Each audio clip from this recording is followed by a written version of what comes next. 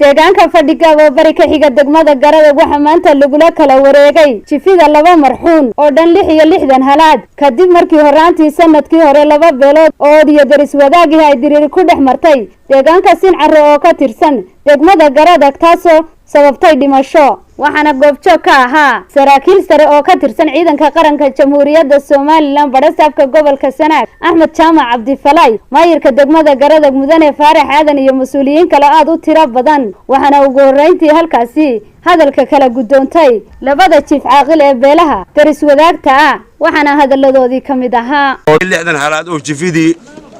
walaaladeeda Axmed Faarax Anuudi waa 60 halaad waa jifida magta horaanteedii waa 66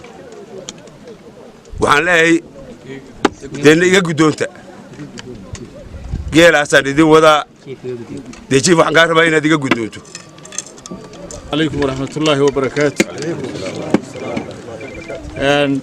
لبدا جفيود اللي حيا الله حدن كهلاده ولا جبريل حسن إنه كانن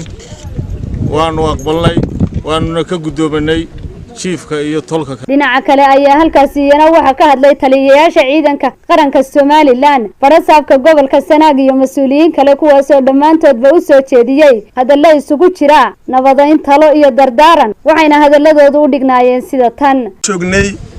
kala marinta geela labada jifiyooda oo Jibriil Xasan ay bixinayeen oo ay siinayeen walaalahooda Axmed Faarax sida fiican ee loo kala gudoontay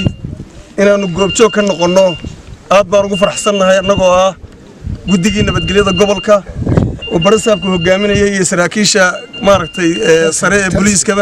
taliska guud ee hogaamada waxaan leenahay labadiina darafka xoolaha soo gudbiyay jazaakumullahu khayran aad baa u mahadsantihiin geela quruxda leh ee sharafta leh qolada kalena waxaan leenahay aad baa u mahadsantihiin jazaakumullahu khayran sida sharafta leh aad u gudoomateen ee aad walaalihiin uga gudoomateen sida la sheegayna wixii inta ka dambeeyo waa inoo fadhi iyo inagoo maaragtay wixii hoose ka sii ballanna oo isa sii gacan marin oo isa sii xaadhana insha Allah intaas aan ku koobayaa wassalaamu calaykum barasaab waa fadhi gaab wallaahi anagu waxaanu ka nimi qoladeedan hogaamadii Hargeysa waxaanu u nimi hawsha shaqaaqada ee dhacday alxamdulillah meel wacan bay noo maraysaa meel wacanna way maraysaa dadkii aanu nimina dad wanaagsan oo qurux badan oo dhibka dhacay ka xun bay ahaayeen waxaan la soo kulanay oo kale jifa la kala qaadanayo hogaamiyay oo maanta la kala qaadanayo oo ay qolada Jibriil Xasan laga sugayay qolada Axmed Faaraxna ay sugaysay si wanaagsan bay u dhacday si qurux badan bay u dhacday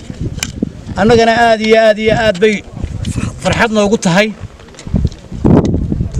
waxaanu rajaynaynaa intaas wixii aynu ugu gudbaynaa inay noqoto hawlaha inoo yaalla ee dambe inaynu guda gallo gacan mar tacaala marka hore horraameed iyo mar walba mahad iska leh waynu ugu mahad celinaynaa waxaan runtii ku hambalyaynayaa oo aan aad iyo aad si qiimo badan oo karaamo leh oo miisaankeeda leh ugu hambalyaynayaa uguna mahad celinayaa walaaladaydan Jibriil Xasan oo keenay geel jifi ah oo labadii marxuun ee Sincaro ku dhintay yaani jifidoodii keenay geela ay keenteen waxaanu qiraynaa markaati ka nahay inuu geel sharaf leeyahay geeli isu soo dhaweyn lahaa ama isu soo dhaweeyay uu yahay geela keenteen wacaalqan aanu lahayn waxaan sidoo kale u mahad celinayaa Axmed Faarax oo ah iyaguna reerkii la siinayay ama la siiyay lagu wareejiyay magta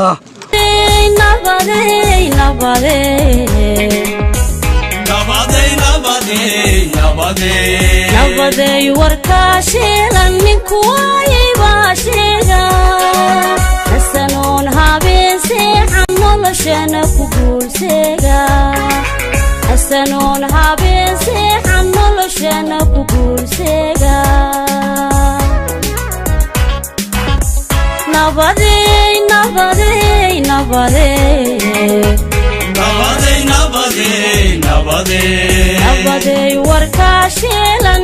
Faraxa Cabdi Nuur telefishinka caalamiga ee Home Cable TV degmada Garadeg.